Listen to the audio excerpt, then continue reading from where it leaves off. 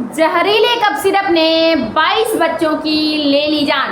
ये घटना दरअसल मध्य प्रदेश की है, जिसमें 22 मासूम बच्चों की कफ सिरप ने हत्या कर दी। कफ सिरप एक ऐसा जहरीला कफ सिरप था जो कि किडनी और डायलिसिस सिस्टम को फेल कर देता था, जिसके कारण मध्य प्रदेश में 22 बच्चों की जान ले ली गई और डॉक्टर प्रदीप सोनी को लाइसेंस को रद्द कर दिए गए। जानते हैं इस वीडियो को डिटेल्स में, ताकि आप और आपके बच्चे भी इस जहरीले कोल्ड ड्रिप सिरप का शिकार ना बन जाए। इस वीडियो को डिटेल्स में देखिए और लाइक एंड सब्सक्राइब कीजिए। ये मामला दरअसल मध्य प्रदेश का है। ये जो कंपनी है, drug company Tamil Nadu based Sresan pharma company है, जिसमें ये कंपनी 14 सालों से रन कर रही थी, जो यह कोल्ड ड्रिप सिरप बना रही थी। इस कोल्ड ड्रिप सिरप में डाइथोनॉल ग्लूकोल जो कि 50% से भी अधिक मात्रा दी गई थी, जो ये एक ऐसे जहरीले रसायन है, एक सस्ता टॉक्सिन है जो कि डायलिसिस सिस्टम को, किडनी को फेल कर देते हैं। तो भी ये जानबूझ के, ये जानते हुए कि डायलिसिस सिस्टम को ख़राब कर देते हैं, बच्चों का जान जा सकता है, बच्चों की मौत हो सकती है, फिर भी क्यों इस कफ सिरप में इसे ऐड किया गया, जानते हैं। ये जो फार्मा कंपनी थी, ये तमिलनाडु से में दवाई को बनाती थी।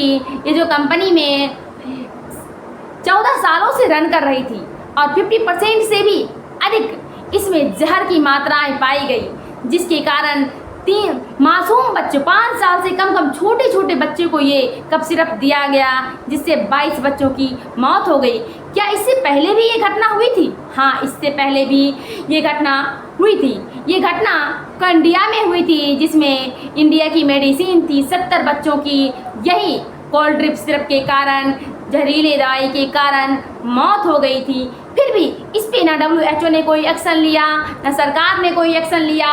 और इस घटना में MP के चेयरमैन जो है, MP के चीफ मिनिस्टर जो हैं मोहन यादव जी, उन्होंने 4-4 लाख मुआवजा दिया और कहा कि 4 लाख मुआवजा दे दिए ना, अब इसके बारे में बात मत करना। 4 लाख क्या, आप 4 लाख मुआवजे लेके अपनी बच्चों की जान इन कोल्ड ड्रिप सिरप जैसे जहरीले दवाइयों से, सस्ते दवाइयों से यूं ही गंवा देना चाहते? क्या एक बच्चों की कीमत ओनली फॉर 4 लाख है? एक बच्चे की कीमत सिर्फ 4 लाख हो सकती है। क्या वो बच्चा आगे जाके एक PM नहीं बन सकता? क्या वो बच्चा एक IAS ऑफिसर नहीं बन सकता? क्या वो बच्चा देश का एक डॉक्टर नहीं बन सकता? जो एक 4 लाख सिर्फ मुआवजा देके बच्चों की कीमत चुक गई।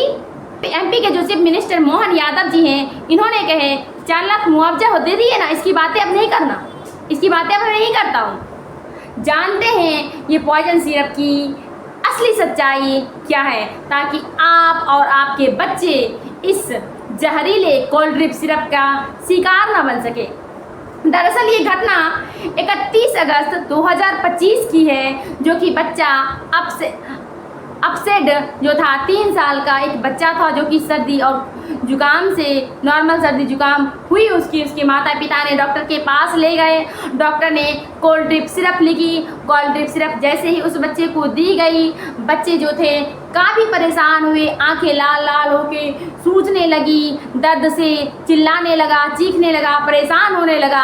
फिर उसके पापा जो एक ऑटो ड्राइवर थे, उन्होंने पास के डॉक्टर के पास ले गए। पास के डॉक्टर के पास ले जाने के बाद डॉक्टर ने मेडिसिन दिया, लेकिन वो ठीक नहीं हुए। फिर आगे जाके उन्होंने नागपुर के हॉस्पिटल में उसको एडमिट किए। नागपुर के हॉस्पिटल में एडमिट करने के बाद डॉक्टर ने बताया कि इस बच्चे को डायलिसिस पे रखना पड़ेगा। एक पिता जो गरीब था, ऑटो चलाता था, उन्होंने इकलौता संतान को बचाने के लिए अपनी ऑटो को बेच दिया, ताकि उसका इकलौता वारिस, जो कि घर का इकलौता पुत्र था, वो बच जाए। ये सारी घटना होने के बावजूद भी वो बच्चा नहीं बच सका और इतनी कोशिश के बाद भी वो बच्चा मौत के घाट उतर गए और 14 सितंबर 2025 को उस उसैद की मौत हो गई। सिर्फ उसैद की मौत ही नहीं, एक महीने के दौरान 14 सितंबर से 1 अक्टूबर तक इसमें 22 बच्चों की जान गई और डिस्ट्रिक्ट एडमिनिस्ट्रेटर को पता ही नहीं चल पाया कि हो क्या रहा है इस डिस्ट्रिक्ट में। फिर उन्होंने जांच शुरू करवाई, उन्होंने पानी की जांच की, मच्छरों की जांच की, चूहे की जांच की, किसी में टेस्ट में पता नहीं चला। तब पता चला कि जो कोल्ड ड्रिंक सिरप जो है इसको कोल्ड ड्रिंक सिरप बच्चे को देने के कारण इन 22 बच्चों की मौत हो गई। फिर उस मेडिसिन की जांच स्टार्ट की गई। तो मेडिसिन कंपनी जो कि सीसन फर्मा थी, वो कहती है कि पहले भी मैंने जांच किया था कि तो सही था।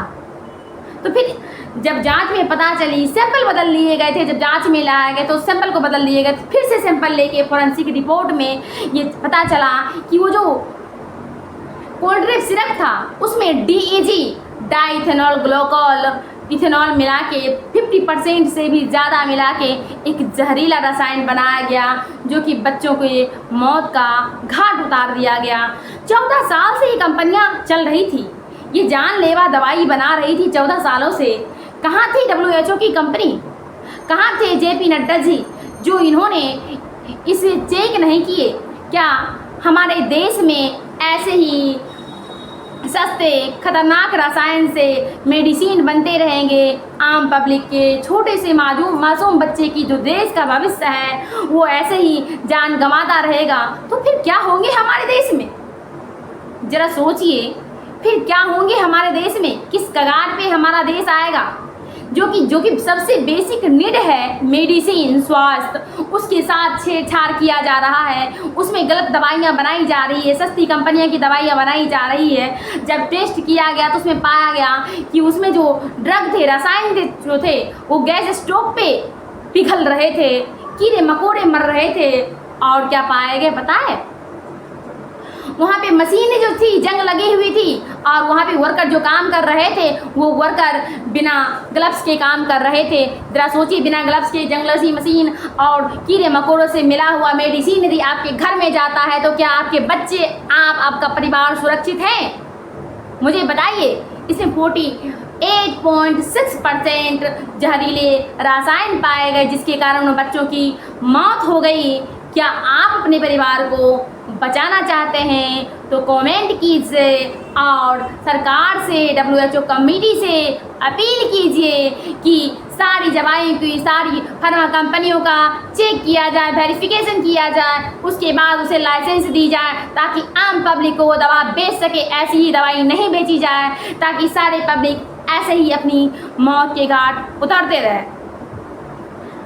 आपको क्या लगता है इस वीडियो को देखने से?